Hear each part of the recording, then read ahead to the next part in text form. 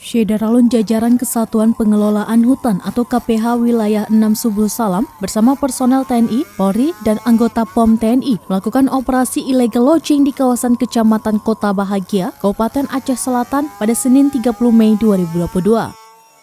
Dalam operasi yang dipimpin langsung oleh Kepala Kesatuan Pengelolaan Hutan atau KPH Wilayah 6 Subul Salam Irwandi tersebut, tim gabungan berhasil mengamankan dan memusnahkan sebanyak 76 batang kayu balok dengan ukuran 20 x 25 x 5 atau sebanyak lebih kurang 20,6 kubik. Selanjutnya, kayu hasil tangkapan langsung dimusnahkan di lokasi, mengingat kondisi jarak tempuh tidak memungkinkan untuk dibawa ke kantor KPH Wilayah 6 Subul Salam. Menurut Irwandi, kayu-kayu ukuran besar tersebut ditemukan di kawasan perkebunan warga atau sekitar 5 km dari pemukiman penduduk. Irwandi mengaku bahwa selama ini pihaknya sering melakukan patroli di kawasan sekitar namun tidak menemukan adanya tanda-tanda illegal lodging.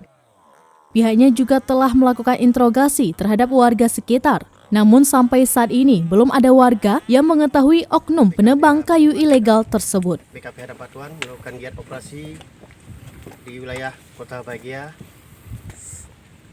Pada hari ini kita musnahkan sekitar 50 atau 60 batang kayu balok tim yang berukuran lebih kurang 20 x 40, yang mana kita musnahkan di lokasi karena berada di kawasan hutan lindung dan tidak bisa alat untuk kita mengangkut ke lokasi karena bibirnya cukup berat untuk dibawa.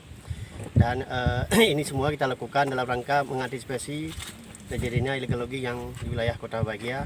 Mudah-mudahan melalui operasi ini kita bisa menyadarkan masyarakat di sekitar sini supaya tidak melakukan perambahan kawasan hutan di wilayah Kota Bahagia. Terima kasih.